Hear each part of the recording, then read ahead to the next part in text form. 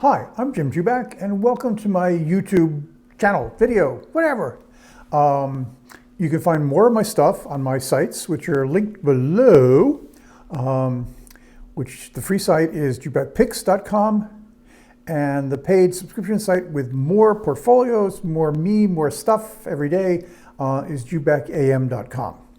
If you like this video, please, like it.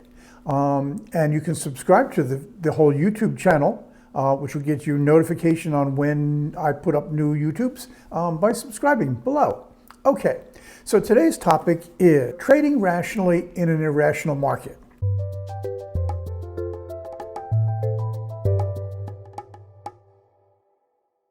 I think we're at in the end stages of this particular market cycle. I think this market cycle is being driven basically by extreme liquidity from the Fed. The Fed is putting $120 billion into a financial system by buying treasuries and mortgage-backed securities every month, $120 billion a month. We're also getting a boost from proposed stimulus, a new stimulus relief package from the Biden administration, which will pass at some point in some form.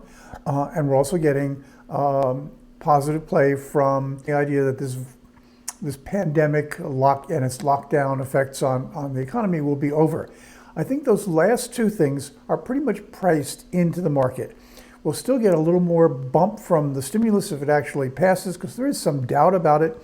But everybody is now saying that we're going to get rid of this by July, August, September, October, something in there. But basically people believe that this is going to happen.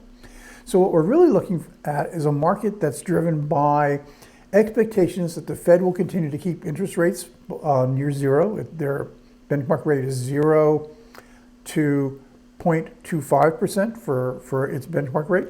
And they will continue to pump money into the market at a rate of $120 billion a month. This won't continue forever. And there's a kind of self-limiting regulator on this, which is as the economy recovers, and as GDP growth starts to go up and maybe unemployment goes down a little bit, the Fed will start to be more and more anxious to cut back on the money they're putting into the market. So at some point, the Fed will say, hey, we're looking at it. And we might get a replay of the 2013 taper tantrum when the bond market and the stock market went berserk, when Ben Bernanke, then head of the Fed, said, hey, we're thinking of cutting back our program of quantitative easing.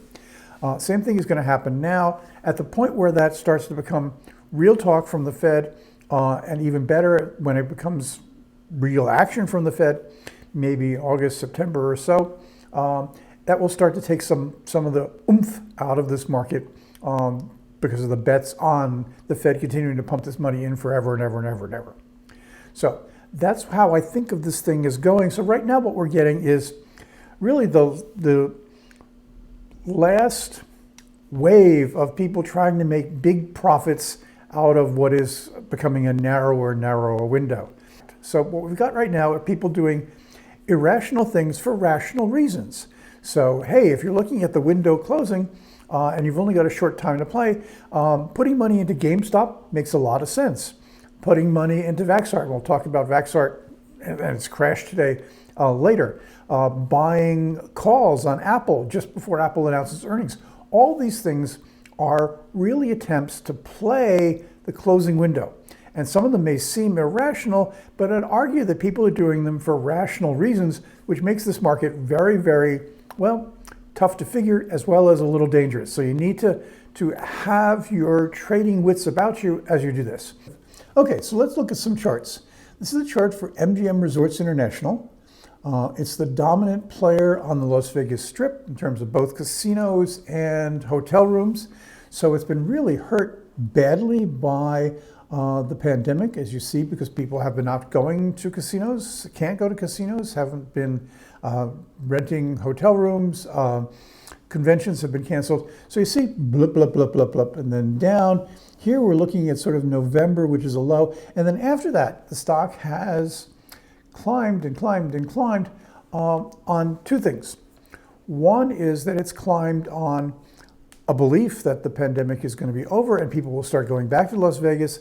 Incredible leverage for MGM if people start, paying for hotel rooms which are now standing empty. And the other thing is that MGM has a really kind of leading role in the cutting edge market for online sports gambling. They've been early into a lot of states. They've got a unit which specializes in online gambling, which is going to go public via a SPAC, a special purpose acquisition company. And that's really been all in here. So I was looking at this because I like the idea of online gambling as a growth sector. I particularly like it because I think there's going to be a lot of sort of retail interest in this because of the Super Bowl. So I was looking at this and going, hey, okay, maybe this is a stock to buy. But my problem with MGM, and I'm looking at my notes here, is that, we're at 31 or so.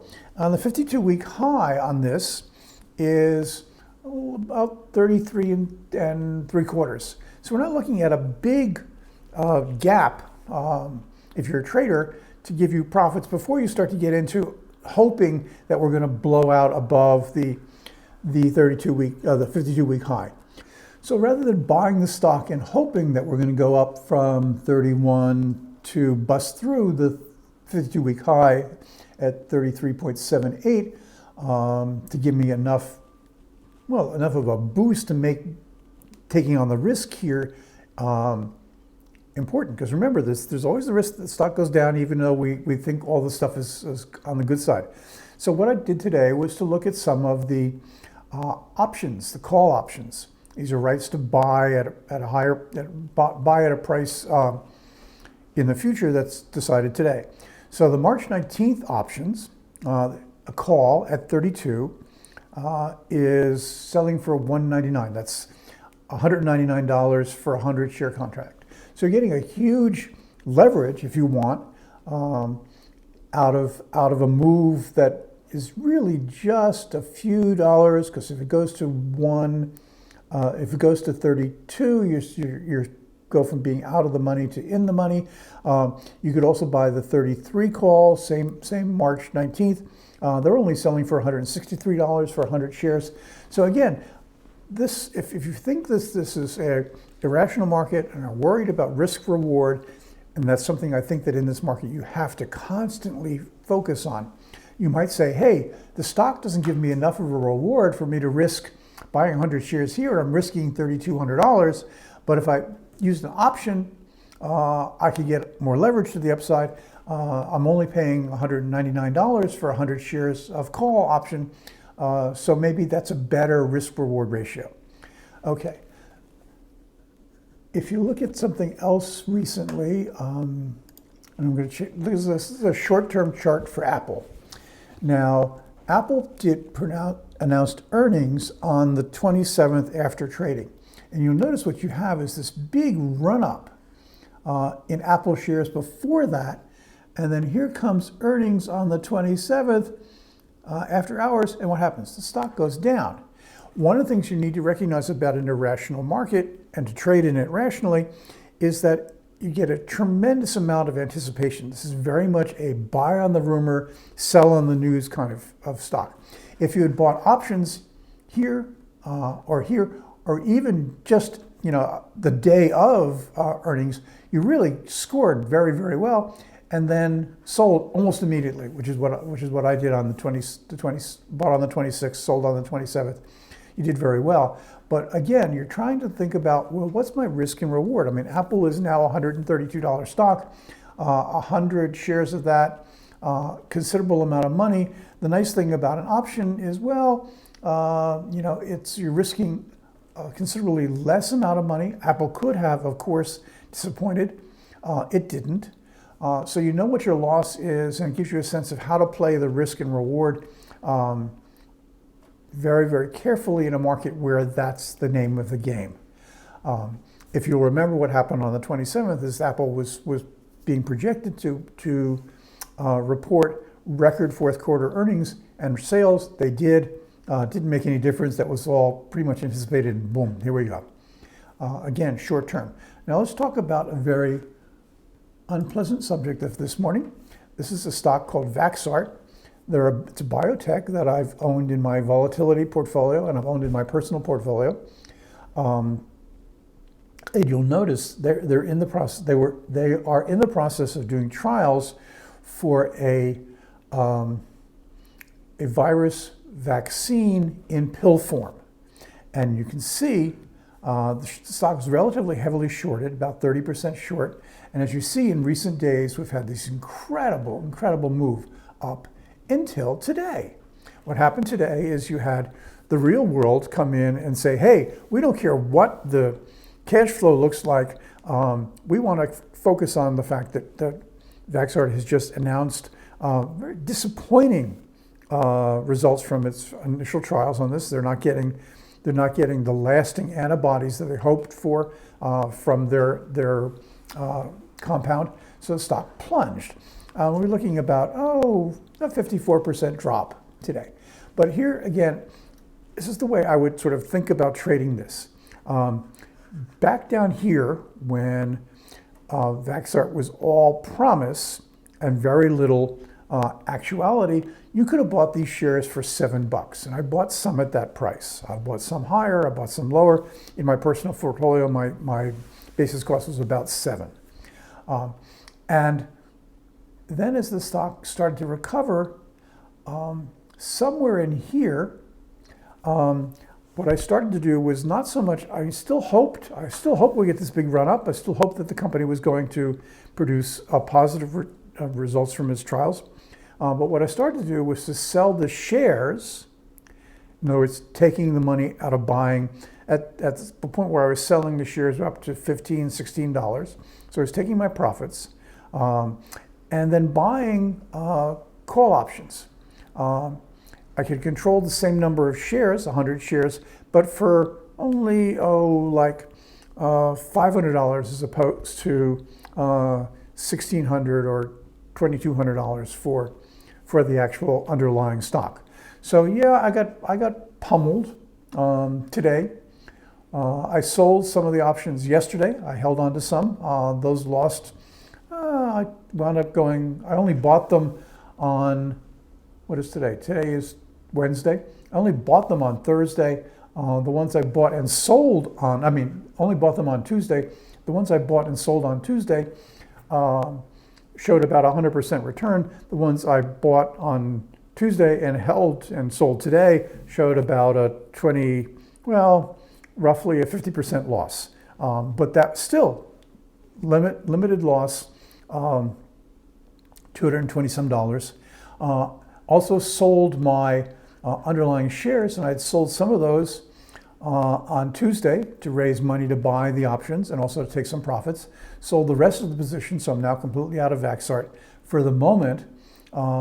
Took my 50% loss, but still, given the low basis cost I had way back here, I made money. So this is very, very complicated stuff. I can understand why people don't want to do this. I understand why it feels very risky. You're hoping for this and you're getting this, but it's all about going, okay, so how much money do I actually have at risk on this stock in case this happens? How much possible return do I have in case this happens? And you're trying to weigh those two because we're getting really, really big moves. I think this is characteristic of an end of the cycle market where people are looking at the window of Fed money closing. So you're going to see a lot of these in the market right now. And you can either decide not to play. Cash is a very good place to be if we're going to get some kind of correction out of a taper tantrum from the Fed in the summer. You'd like to have some cash going into that. So raising some cash now, not a bad idea. If you want to play the last part of the window, you can do that. But again, I think the issue is trying to make sure that you've always got the risk controlled and you're getting enough reward for any risk that you've got. This is Jim Jubak. Thanks for watching my YouTube video. You can see more of my stuff on my free site, jubakpicks.com, which is linked below. My subscription site, which has even more of me, is on jubakam.com. I've got an order in for some new hats, so we won't be looking just at the Toledo Mud Hens. I also want to leave you with a very, very promising penguin story. As some of you might know, I'm very deeply into penguins. In the early 90s, I went down on a trip in Argentina for a very unusual kind of penguin, which spends most of its life out on the ocean. When it comes into shore, it digs burrows underneath bushes in what amounts to a very hot desert, known as the jackass penguin, because known colloquially to their friends as the jackass penguin, because they make a sound at night, as I know well, like a donkey braying. One of the great mysteries is, where do they go? Because there's a million birds on the shore, and they go out to the ocean and they disappear. The new generation of transmitters has just started to be employed. There's some penguins going out there right now which have them, and there's some big hope that we can figure out where these birds go. Be appreciated if you like this video. If you'd like it, if you subscribe below to my YouTube channel, and that will give you notice when there are new videos going up. I'm trying to do one a week. Thanks very much.